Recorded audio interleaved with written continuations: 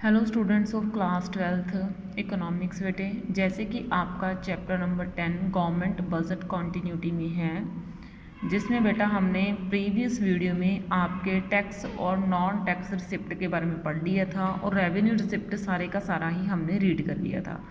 अब बेटा हम बढ़ते हैं कैपिटल रिसिप्ट की तरफ कि कैपिटल रिसिप्ट होता क्या है। तो देखो बेटा, कैपिटल रिसिप्ट वो मनी रिसिप्ट है, यानी कि वो वाला पैसा है गवर्नमेंट का which show the following two characteristics, जिसके ये दो करेक्टरिस्टिक्स होते हैं। अब देखो, कैपिटल रिसिप्ट हमने रेवेन्यू रिसिप्ट और कैपिटल रिसिप्ट में फ़र्क भी ढूंढेंगे। सबसे पहले हम कैपिटल रिसिप्ट को समझते हैं कि कैपिटल रिसिप्ट एक्चुअल में होता क्या है। तो देखो बेटा, जो कैपिटल रिसिप्ट हैं create a liability for the government के लिए जो देनदारी है वो होती है, पैदा होती है, यानी कि गवर्नमेंट इस तरीके से जो पैसा कमाती है गवर्नमेंट को वो पैसा वापस करना पड़ता है। ठीक है ना। इसमें क्या एग्जांपल आ गई, इसमें आ गए लोन, कि जब लोन गवर्नमेंट ने लिया तो एक बार तो वो गवर्नमेंट की क्या बन गई, इनकम बन गई, लेकिन क्या गवर्नमेंट ने उसको वापस नहीं करना, गवर्नमेंट को उसको वापस तो करना ही पड़ेगा ना।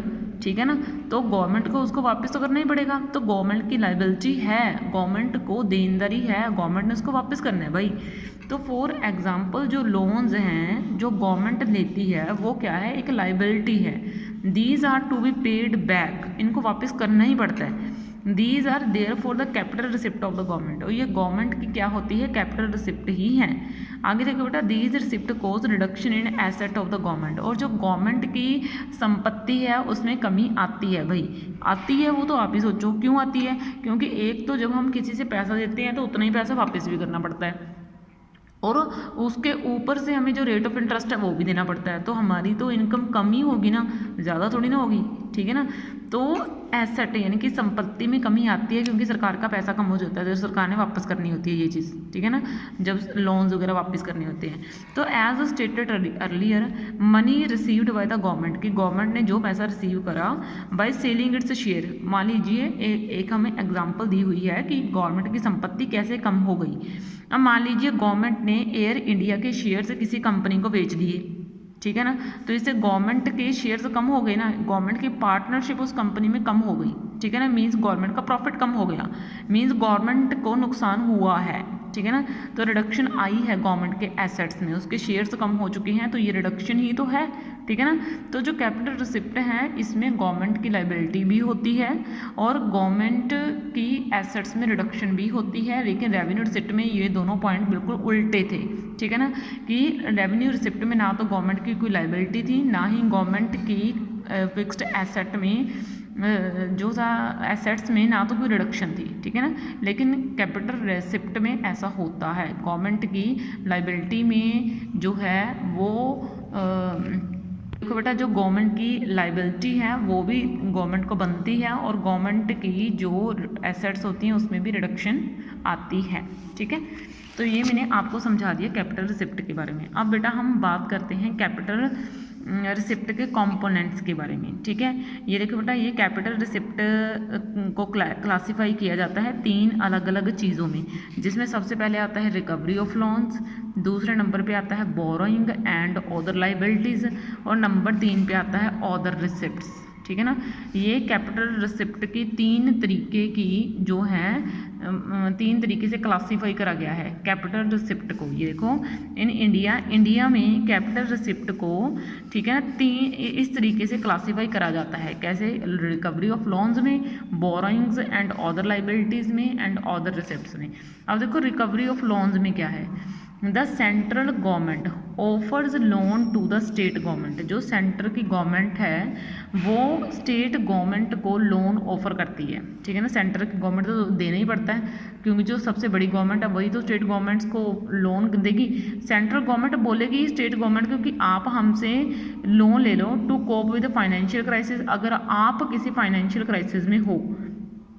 ठीक है, तो इस तरीके से when these loans are recovered, और जब ये लोन स्टेट गवर्नमेंट को वापस करने पड़ेंगे सेंट्रल गवर्नमेंट को, तो assets of the government are reduced, तो गवर्नमेंट की संपत्ति में कमी आएगी।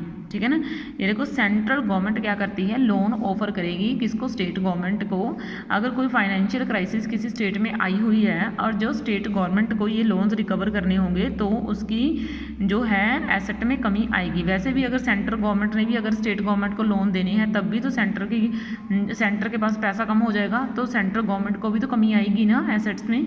ठीक है, तो अब देखो accordingly these are classified as capital receipt, तो इसलिए इसको रिकवरी ऑफ लोन्स को जो है कैपिटल रिसिप्ट में माना जाता है। ठीक है ना, तो आगे देखो बेटा, आगे है बोरोइंग एंड अदर लाइबिलिटीज। ठीक है ना, अब देखो बोरिंग तो आपको पता ही है कर्जा लेना, एंड बाकी अदर लाइबिलिटीज़ की, बाकी देनदारियों की वो बात कर रहा है कि कौन कौन सी जो है वो कैपिटल रिसिप्ट में आ सकती हैं। देखो बेटा, वाई लैंडिंग क्रिएट्स एसेट्स। ठीक है ना, बोरिंग क्रिएट्स लाइबिलिटीज़। ये देखो, जब लैंडिंग का मीनिंग क्या होता है कि जब आप किसी को कर्जा देते हो तो आपको संपत्ति बनती है, आपके पास पैसा आता है, क्योंकि जब आप किसी को पैसा देते हो तो बदले में आपको ब्याज मिलता है, तो आपकी संपत्ति बढ़ती है।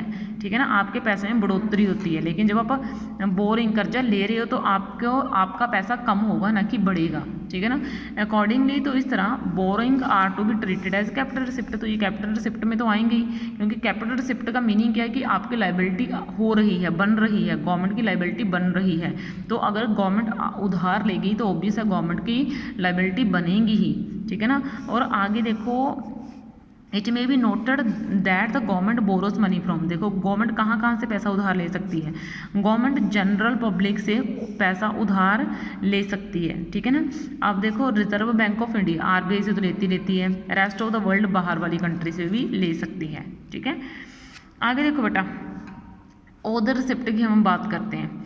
आगे देखो बेटा, these include items like disinvestment. इसमें डिसइन्वेस्टमेंट आ जाता है। डिसइन्वेस्टमेंट का मीनिंग क्या होता है कि गवर्नमेंट अपने जो पब्लिक एंटरप्राइजेज हैं वहाँ पे इन्वेस्टमेंट या तो करना कम कर देगी या फिर बिल्कुल बंद कर देगी। ठीक है ना, ये तीन तरीके की होती है डिसइन्वेस्टमेंट। एक तो माइनर होती है, एक मेजर होती है, एक कंप्लीट इन्वेस्टमेंट होती है। माइनर का मीनिंग है कि अपनी सरकार अपनी कंपनी के थोड़े से शेयर, ठीक है ना, थोड़े से शेयर प्राइवेट कंपनी को बेच देगी। ठीक है ना, मान लीजिए कोई भी कंपनी 100% सरकारी है, ठीक है ना, इसमें क्या करेगी, थोड़े से शेयर कंपनी प्राइवेट को बेच देगी। ठीक है ना, सरकार प्राइवेट को बेच देगी, तो होता है ये माइनर। मेजर का मीनिंग ज़्यादा शेयर बेच देगी, ज़्यादा परसेंट हिस्सा प्राइवेट लोगों के हाथ, कम सरकार के हाथ। और कंप्लीट प्राइवेट का मीनिंग 100 के 100% शेयर ही प्राइवेट कर देगी, तो उसको डिसइन्वेस्टमेंट बोला जाता है। ठीक है ना, तो दीज इंक्लूड भी ऐसा नहीं है कि हालांकि कंपनी बिल्कुल पूरी तरह से प्राइवेट कर दी जाए, उसका कुछ हिस्सा भी प्राइवेट किया जा सकता है, छोटा हिस्सा भी किया जा सकता है, बड़ा हिस्सा भी किया जा सकता है। ठीक है ना, it is opposite of investment. ये देखिए, ये इन्वेस्टमेंट के अपोजिट होता है। इन्वेस्टमेंट का मीनिंग है सरकार पैसा लगाएगी, डिसइन्वेस्टमेंट का मीनिंग है सरकार अपने आधारों में पैसा नहीं लगाएगी।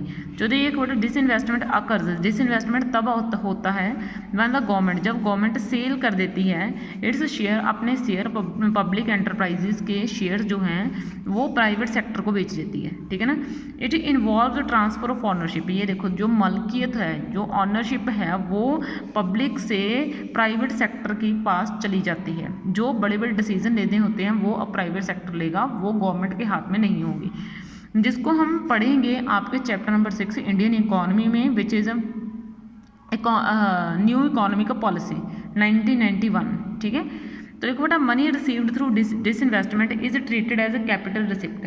तो देखो बेटा, जो मनी डिसइन्वेस्टमेंट के थ्रू गवर्नमेंट को मिलती है उसको हम कैपिटल रिसिप्ट बोलेंगे। क्यों बोलेंगे भाई, वो तो आप खुद सोचो कि गवर्नमेंट ने अपनी कंपनीज प्राइवेट करनी है। भाई गवर्नमेंट ने अपनी कंपनीज प्राइवेट करने का मतलब क्या है, अपनी संपत्ति गवर्नमेंट की जा रही है, वो कम हो रही है। ठीक है ना, गवर्नमेंट की बहुत सारी कंपनियां गवर्नमेंट के हाथ से जा रही हैं, यानी कि अब गवर्नमेंट को उन कंपनी से कोई भी प्रॉफिट नहीं होने वाला है। ठीक है, या फिर उनको सारे का सारा प्रॉफिट नहीं मिलेगा गवर्नमेंट को। ठीक है ना, अब कुछ हिस्सा ही गवर्नमेंट के पास उस प्रॉफिट का रह गया है, तो इसलिए बेटा ये चीज़ बोली गई है। ठीक है, तो इस तरीके से बेटा ये तीनों चीज़ें कैपिटल रिसिप्ट का पार्ट मानी गई हैं। तो आज मैंने आपको कैपिटल रिसिप्ट करवा दिया है। नेक्स्ट वीडियो में हम आपको रेवेन्यू रिसिप्ट और कैपिटल रिसिप्ट के बीच का डिफरेंस समझा देंगे। ओके बेटा, थैंक यू।